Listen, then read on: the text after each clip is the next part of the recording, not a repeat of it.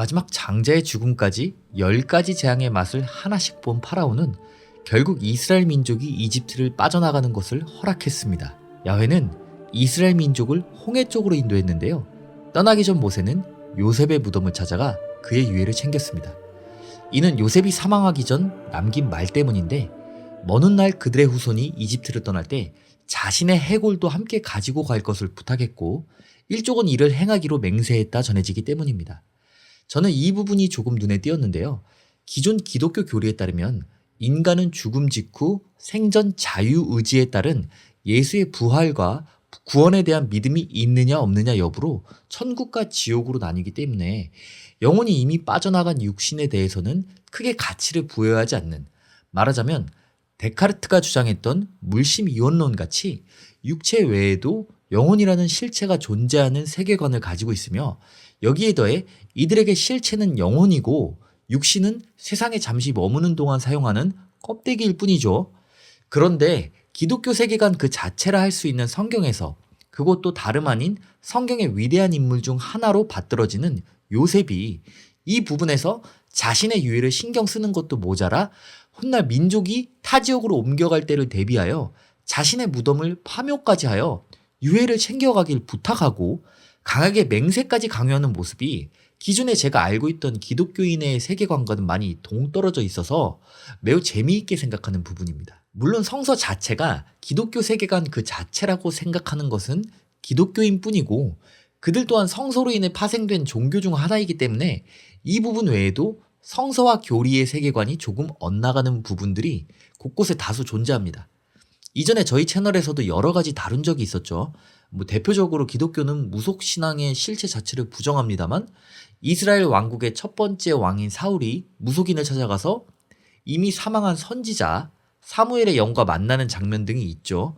사실 이런 게 너무 많아서 요셉의 아리송한 마지막 부탁은 크게 신경 쓰이지 않을 정도이긴 합니다. 이스라엘 민족이 지금 향하고 있는 홍해는 영어로 레드씨, 말 그대로 붉은 바다라는 뜻인데, 이름과는 다르게 실제로 보면 우리가 쉽게 떠올릴 수 있는 푸른 바다의 모습과 별반 다르지 않습니다. 붉은 바다로 불리는 이유로 추측되는 의견은 여러 가지가 있는데, 첫째로 날씨에 따라 홍해 주변에 있는 거대한 붉은 산맥들이 수면에 넓고 진하게 비치는 경우가 있고, 이 모습이 마치 붉은 바다처럼 보이기 때문이라거나 물속에 보이는 수많은 붉은 산호초들을 이유로 꼽기도 합니다. 홍해는 에덴 동산 같은 가상의 장소가 아닌 현재 실제로 존재하는 바다이며, 아프리카와 아라비아 반도 사이에 마치 경계처럼 자리 잡은 우리가 익히 알고 있는 소말리아 해적들이 활개친다는 바로 그 홍해 바다입니다. 과거 만이었으나 후에 1869년 지중해와 연결되는 스에즈 운하가 건설되며 항로로서 다시 태어났죠. 성서 속 모세가 바다를 둘로 가르는 유명한 에피소드인 이 홍해의 기적이 일어난 장소로 추정되는 곳은 정확히 말하자면 이 스에즈 운하와 가깝습니다. 성서에서 그리는 이스라엘 민족의 가나안 입성 과정은 이집트에서 나와 바다를 가르고 넘어간 시나이 반도 속 광야에서 모종의 이유로 40년을 뺑뺑이 친 다음 모세 사후에 후계자 여호수아를 필두로 가나안을 침공하여 지역을 차지하는 스토리이기 때문에 시나이 반도 입성 직후 이야기를 토대로 본다면 이집트 북부 고센 지방에 살던 이스라엘인들이 야훼의 안내대로 수에즈만 바로 위에 위치한 에담의 장막을 치고 머무른 뒤 곧장 홍해를 건너 시나이 반도 서북단에서부터 남단의 시나이산까지 서부 해안선을 타고 내려오기 때문에 어떤 방식이든 홍해를 건넜다고 가정한다면 이집트와 거의 붙어있는 시나이 반도 서북단에 수에즈만 끝자락이었을 거라 상상하는 분들이 많이 있습니다. 기독교 안에서도 출애굽 경로에 대해서는 여러 가지 추측들이 있는데, 다양한 주장에도 불구하고 어떤 것도 이 이야기의 실존 여부와는 상관이 없으며, 다만 기독교 세계 속에 사는 많은 분이 이렇게 믿고 있다는 점 짚고 넘어가겠습니다. 이집트 탈출이 본격적으로 시작되고 나서 고센을 떠나 처음으로 에담이란 지역에 당도하여 야훼의 장막을 계시한 뒤로는 그전까지 모세 뒤에서 그림자처럼 존재하며 그의 손을 빌었던 것과는 다르게 야훼는 이제 직접 등장하여 이스라엘 민족에 대한 관리를 시작합니다. 야훼는 낮에는 구름 기둥으로 밤에는 불 기둥을 세워 밤낮으로 이들을 이끌었는데요. 저는 정말 작가의 입장에서 생각할 때 이 서사는 문제가 있다고 봅니다. 아니 생각을 한번 해보세요. 이스라엘 민족을 노예 생활에서 해방하기 위해 이집트에 당도했을 때 처음부터 이런 불기둥과 구름기둥을 몰고 나타났다면 10가지 재앙과 더불어 벌어진 수많은 죽음 자체가 불필요하지 않았을까요? 그러나 다시 생각해보면 야훼는 성서에서도 말하길 애초에 본인이 스스로 파라오의 마음을 강팍하게 움직여 탈출을 불허하도록 만든 뒤 모든 일을 계획적으로 세팅한 것이라고 여러 차례 이야기했는데, 그런 관점에서 봐도 여전히 이야기 속 사건들의 개연성은 떨어지지만 간신히 눈 감고 넘어갈 수는 있을 것 같습니다. 이러한 서사의 모순점과 종교인들이 흔히 교훈이라고 잘못 인식하고 있는 이야기의 유해성에 대해서는 전편에서 자세히 다뤘으니 넘어가도록 하겠습니다. 자, 이집트 고센 지방에서 지내던 이스라엘 민족이 에담을 거쳐 시나이 반도로 들어가기 전 이들이 굳이 더 쉽고 가까운 육로를 피해 야훼의 구름 기둥과 불 기둥의 안내를 받아 홍해 쪽으로 향하는데요. 출애굽기 14장 4절을 보시면 또다시 야훼가 이렇게 말합니다. 이해하기 쉽게 현대인이 사용하는 문장으로 말하자면 내가 파라오의 고집을 세게 만들어 뒤따라오게 할 것이고 내가 이를 해결하여 이집트 사람들에게 야훼를 알게 하리라. 자, 그렇다면 이 또한 장자의 죽음과 마찬가지로 홍해에 빠져 죽게 되는 수많은 이집트 병사들의 죽음을 야훼는 이미 계획하고 있었다는 말입니다. 흔히들 그들이 10가지 재앙으로 야훼의 이적을 보고도 어리석게 이스라엘 민족을 추격하여 그에 대한 응당한 대가를 치르게 되는 것으로 생각하시는 분들이 많은데, 10가지 재앙, 홍해의 기적 모두 성경을 보시면 사전에 이미 죽음이라는 정해진 결과를 향해 야훼의 계획된 시나리오가 진행되었던 것을 알 수 있습니다. 파라오의 군대가 가까이 다가오자 이스라엘 민족은 이집트에 사람 묻을 곳이 없어서 광야까지 나왔냐? 라며 모세를 비난하기 시작합니다. 저는 이 대사가 참 마음에 드는데 고대인의 말이라고 보기에 참 위트 있지 않나요? 비난이 극에 달하자 모세가 직접 나와 야훼가 너희를 위하여 싸울 것이니 두려워하지 말라며 사태를 진정시킵니다. 이때 모세도 속으로는 당황했는지 야훼에게 계속 도움을 요청하는 모습을 이어서 등장하는 야훼가 모세에게 하는 말에서 간접적으로 묘사하고 있습니다. 야훼는 이렇게 말합니다. 나한테 기도 그만하고 앞으로 계속 가라고 좀 명령해 줄래?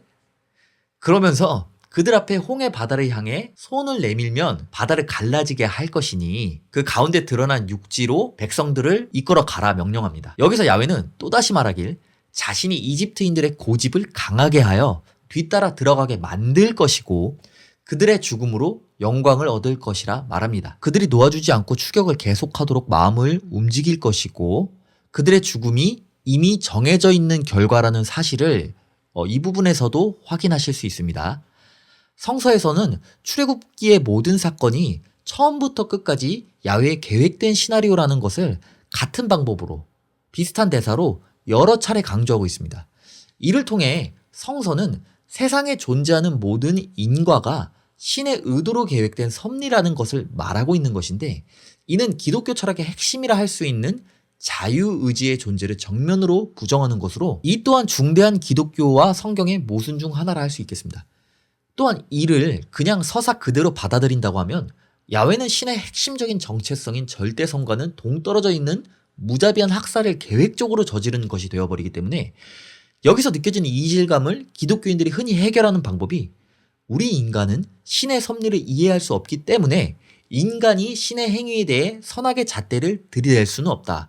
같은 논리가 일종의 데우스 엑스 마키나처럼 쓰이는데, 이는 종교와 관련한 모든 의문을 한 번에 정리하는 무적의 정신 승리이며, 이를 해석하면 이제 생각은 그만할래 라고 이해하시면 되겠습니다. 그런데 이 밖에도 자유의지를 정면으로 부정하는 내용이 성서에는 매우 많이 있습니다. 저는 이 중에서 아주 핵심적이고 대표적인 구절 하나를 꼽자면 마태복음 10장 29절을 꼽는데요. 그 이유는 자유의지에 반하는 신의 섭리에 대한 생각이 단지 구약에만 존재하는 철진한 사상이며 예수 신앙의 진정한 모태라 할 수 있는 신약에서는 이와 다를 것이라는 생각에 정면으로 반박할 수 있도록 신약 첫 번째 책인 마태복음에서, 그것도 예수가 직접 하는 대사이며 그 내용 또한 자유의지의 반대 개념을 핵심적으로 함축하였기 때문입니다. 예수는 이렇게 말합니다. 참새 2마리가 한 양에 팔리지 않느냐.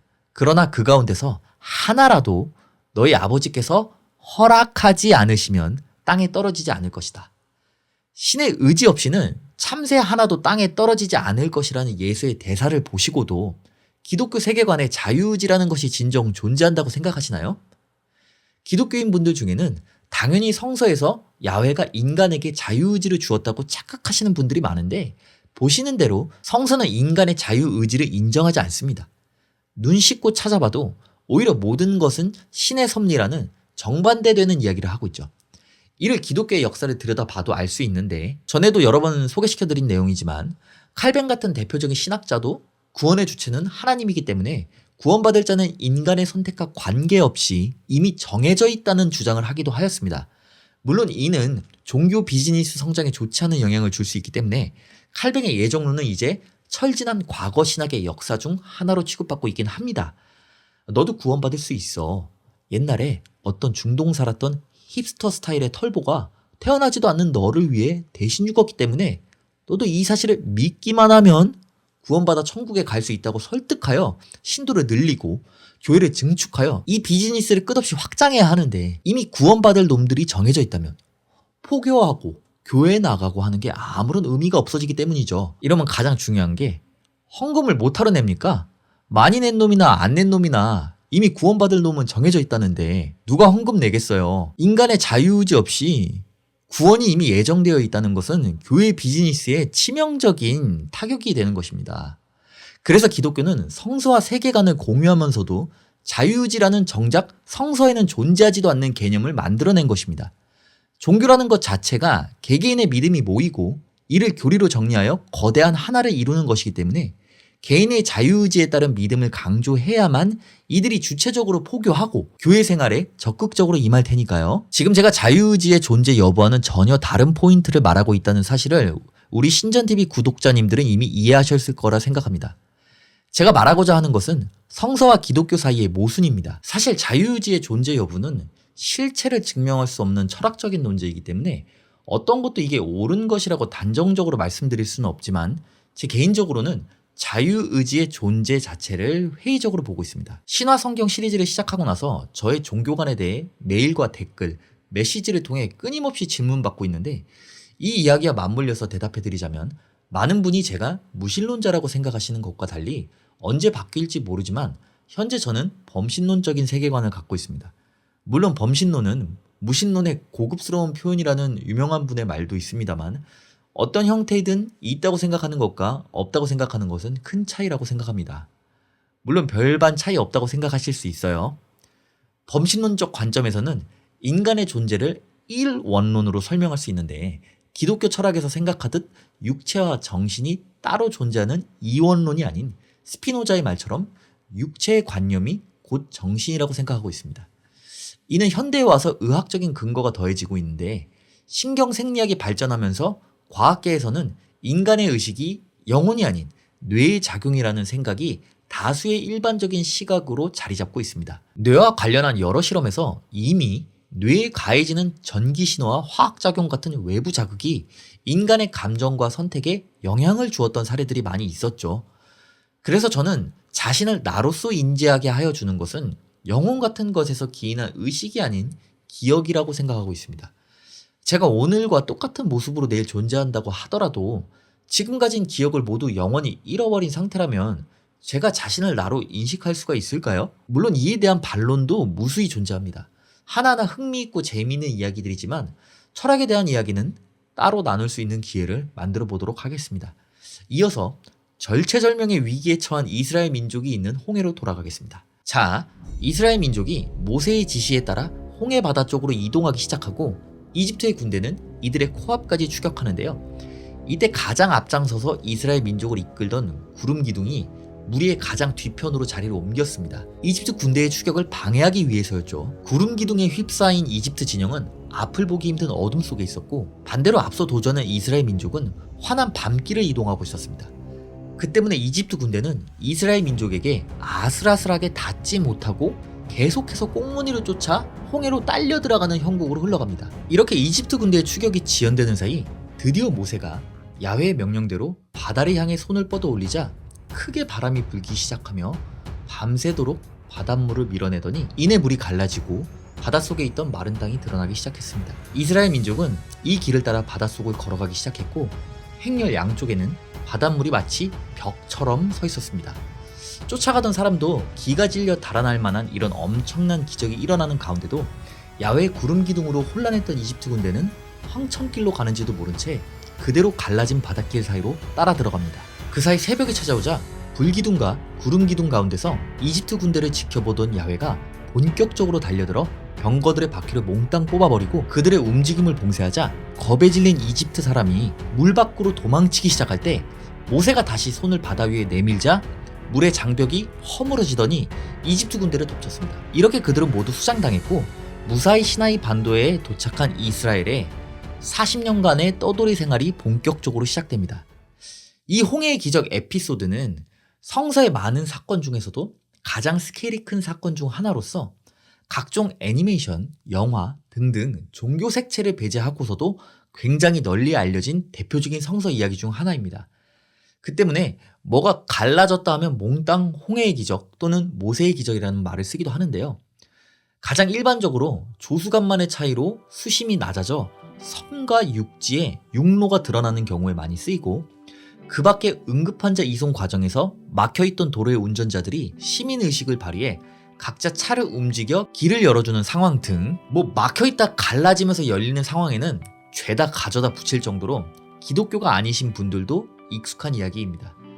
온라인에서 홍해와 관련한 자료를 찾아보시면 이 사건이 신화나 상상이 아닌 실제 역사에서 일어난 사건으로 증명이 됐다는 이야기들이 굉장히 많이 보이는데 주로 말하는 게 결국 조수간만의 차이였다는 이야기입니다. 문제는 이게 타이틀들을 보면 아예 과학자들에 의해 이 사건이 실제 사건으로 입증이 되었다라고 말하는 것인데 무슨 미국 국립대기연구센터 어디 대학 교수 등등이 나오면서 얼핏 보면 이 사건이 역사와 고고학적으로 말이 되는 어떤 증거가 나왔다는 이야기 같은데 잘 보면 그게 아니라 다 읽고 결론을 정리해보면 결국 조수간만의 차이로 바다의 길이 열리는 것은 과학적으로 가능한 일이란 말인데 아니 그런 건 제부도에서 회 한 접시만 먹고 와도 알 수 있는 거 아닙니까? 전편에서 모세의 후계자인 여호수아가 전투 중에 태양을 멈췄던 성소 속 이야기를 나사의 전자계산기로 인해 인류 역사의 하루가 사라졌다는 사실이 밝혀지면서 이것이 실제 역사에서 일어났던 사건이라는 것이 입증이 되었다 같은 이런 사이비 과학 뉴스를 기독교 커뮤니티에서 설교나 주보에 실어서 한동안 무차별적으로 퍼뜨렸던 사실에 대해 말씀드린 적이 있습니다. 이 홍해의 기적에 대한 과학적인 입증 같은 이야기들도 보시면 전부 기독교 관련 매체, 기독교 신문입니다. 저는 기독교가 종교적 신념과 믿음을 실존적인 역사의 영역으로 끌어들이기 위해 나사의 전자계산기 같은 말도 안 되는 사이비 과학을 끌어온다든지 혹은 조수간만의 차이로 바다에 길이 생기는 경우가 있다는 누구나 아는 사실을 마치 홍해 사건의 역사적 입증 같은 낚시성 타이틀을 사용하여 무분별하게 퍼뜨리는 것은 점점 더 이성적으로 변해가는 미래 사회에서 스스로 도태되는 시간을 앞당길 뿐이라 생각합니다. 과거 고대인들은 천둥 번개가 어떻게 해서 왜 생기는지 이해할 수가 없었습니다. 그래서 그들은 제우스나 토르 같은 신을 상상했었죠. 그러나 이제 그런 이야기를 인생을 걸고 믿는 사람은 없습니다. 기독교도 마찬가지입니다. 기나긴 인류의 역사에서 기독교는 고작 2000년 존재했습니다. 그동안 전 세계에서 점점 거대해져만 왔던 기독교는 이제 쇠퇴의 길을 걷고 있습니다. 현대사회에서까지 구약의 고대 신화를 실제 역사로 만들기 위해 보여주는 기독교의 비이성적 단면이 계속해서 지금같이 대중에게 노출된다면 이제는 완전한 신화의 영역인 토르처럼 머지않아 야훼와 예수 또한 이 시리즈의 제목처럼 진정한 의미의 신화 성경 속 주인공이 되고 말 것입니다. 기독교가 더 오래 인류와 건전하게 함께하기 위해서는 학살자 야훼와 광신자 바울에서 벗어나 천국, 지옥, 구원, 야훼, 기적, 종말, 부활, 처녀잉태 같은 비이성적인 메시지를 과감히 삭제하고 예수가 그토록 강조했던 사랑만 남겨야 한다고 생각합니다. 예수 닮은 기독교인 만나기가 쉽지 않은 요즘 예수가 체포되어 십자가에 달리기 직전 다빈치의 그림으로도 잘 알려진 최후의 만찬 중에 제자들에게 주었던 가르침을 끝으로 오늘 이야기를 마무리하겠습니다. 새 계명을 너희에게 주노니 서로 사랑하라. 내가 너희를 사랑한 것 같이 너희도 서로 사랑하라. 너희가 서로 사랑하면 이로써 모든 사람이 너희가 내 제자인 줄 알리라.